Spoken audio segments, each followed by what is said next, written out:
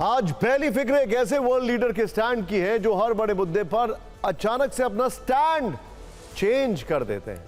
मैं चाहे ये करूं, मैं चाहे वो करूं, मेरी मर्जी वाले कॉन्सेप्ट पर चलते हैं। पहले कुछ फैसला लेते हैं, बाद में 360 डिग्री पर पलट जाते हैं। कूटनीति और युद्ध के मामलों में पल पल रंग बदलते हैं। अचानक से ऐसी सोच सामने रख देते हैं कि हर कोई चौंक जाता है, सन रह जाता है। बताने की जरूरत है कि आपको हम बात इनकी करते हैं। अमेरिका के प्रेसिडेंट डोनाल्ड ट्रंप की, जिन्हें यू टर्न प्रेसिडेंट भी कहते हैं, जिनका नया यू टर्न पुतिन से दोस्ती पर आया।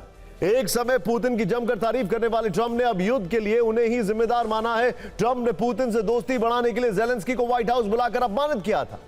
अब उन्हीं जेलेंस्की को ट्रंप ने महान बताया। सबसे बड़ी बात, कुछ दिन पहले रूस को शक्तिशाली देश बताया था, अब पुतिन की आर्मी को ही ट्रंप ने कागजी शेर बताकर मजाक उड़ाया। ट्रंप के इस दोहरे रवैये पर क्रेमलिन ने भी करारा जवाब दिया। लेकिन सबसे पहले रूस यूक्रेन युद्ध का ताजा अपडेट, जिसमें यूक्रेन का रूस पर बड़ा ड्रोन अटैक है और रूस ने भी यूक्रेन पर ताबड़तोड़ हमले किए।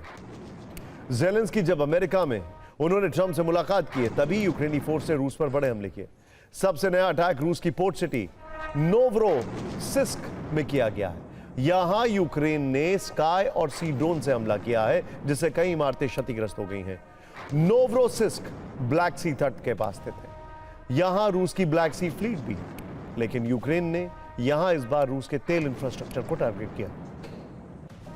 कैस्पियन पाइपलाइन कंसोर्टियम ने पुष्टि की है कि शहर में उसका कार्यालय क्षतिग्रस्त हो गया। यह कंसोर्टियम रूस, कजाकिस्तान और विदेशी ऊर्जा कंपनियों का एक इंटरनेशनल वेंचर है, जो कजाकिस्तान के पश्चिमी क्षेत्रों को नोवरोसिस्क के समुद्री टर्मिनल से जोड़ने वाली एक प्रमुख तेल पाइपलाइन का संचालन करता है। यानी यूक्रेन ने यहां तेल पाइपलाइन को टारगेट करके रूस को भारी आर्थिक नुकसान पहुंचाया। इसके अलावा यूक्रेन ने बीते 24 घंटे में बेलगोरोद से लेकर रोस्टोव, कुर्स्क और डोनेस्क में रूसी सैन्य ठिकानों को ड्रोन और रॉकेट से हमला किया। इन इलाकों में भी रूस को काफी नुकसान पहुंचा है। नोवरोसिस्क के जैसा हमला बॉर्डर एरिया से 1500 किलोमीटर दूर रूस के बाशकोर्तोस्तान में भी किया गया है, जहां पर सलावत ऑयल रिफाइनरी प्लांट को हिट करके रूस को बड़ा झटका किया। यह प्लांट रूस में बड़े पैमाने पर ऑयल रिफाइनरी, केमिकल और फर्टिलाइजर प्रोडक्शन का बड़ा की सेंटर माना जाता है। यूक्रेन के इन इलाकों के अलावा खेरसोन में भी रूसी कब्जे वाले इलाकों पर सैन्य ठिकानों को टारगेट किया गया है, लेकिन इस दौरान यूक्रेनी ड्रोन को रूसी डिफेंस सिस्टम ने इंटरसेप्ट कर मार गिराया। ड्रोन तबाही की तस्वीरें कैमरे में रिकॉर्ड हो गई हैं। यूक्रेनी हमलों के जवाब में रूस ने आज भी यूक्रेन के कई ठिकानों को टारगेट किया है। रूस ने ज़ेपोरिजिया पर फिर से हमला किया है, जिससे कई घरों को नुकसान पहुंचा है।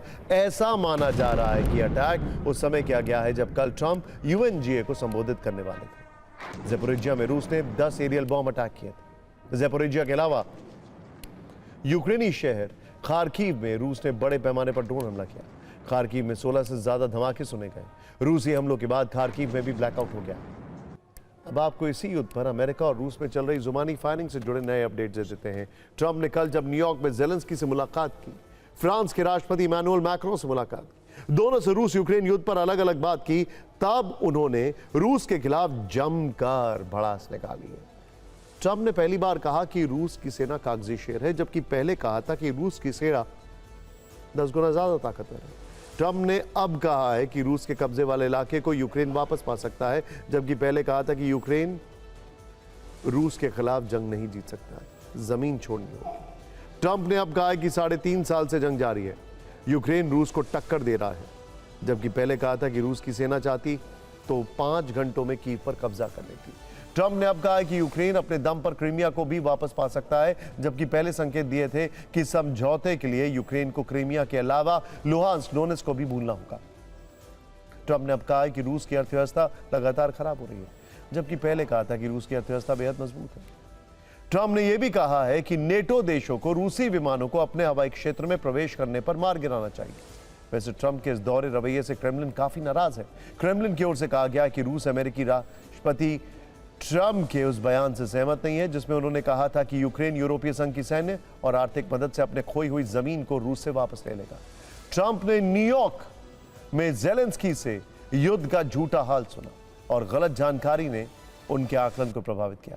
क्रेमलिन अमेरिकी राष्ट्रपति की हर बात से सहमत नहीं हो सकता है। साफ है, रूस के रूस ने ट्रंप के दोहरे रवैये पर बहुत लाउड एंड क्लियर मैसेज दिया है। जहां तक बात ट्रंप के उस दावे की है रूस की अर्थव्यवस्था लगातार खराब हो रही है, तो इस पर भी नई जानकारी ट्रंप की आधी अधूरी की जानकारी को ही उजागर कर रही है। सच्चाई क्या है? सच्चाई यह है कि रूस का खजाना कच्चे तेल की कमाई से भर गया। ब्लूमबर्ग की रिपोर्ट है कि तमाम दबावों के बीच रूस का समुद्री कच्चा तेल निर्यात 21 सितंबर तक औसतन 36.2 लाख बैरल प्रतिदिन तक पहुंच गया, जबकि यह मई 2024 के बाद का सबसे बड़ा आंकड़ा है। और यह कमाई तब है जब यूक्रेन लगातार रूस के तेल इंफ्रास्ट्रक्चर पर अटैक करके नुकसान पहुंचाने का दावा कर रहा है। इसके कारण रूस में तेल उत्पादन घटकर 50 लाख बैरल प्रतिदिन से नीचे चला गया है, जो 2022 के बाद का सबसे निचला स्तर है। बावजूद इसके रूस तेल निर्यात में अगर रिकॉर्ड बना रहा है, तो यूक्रेन की इस रणनीति के साथ साथ ट्रंप को भी बड़ा झटका लग सकता है।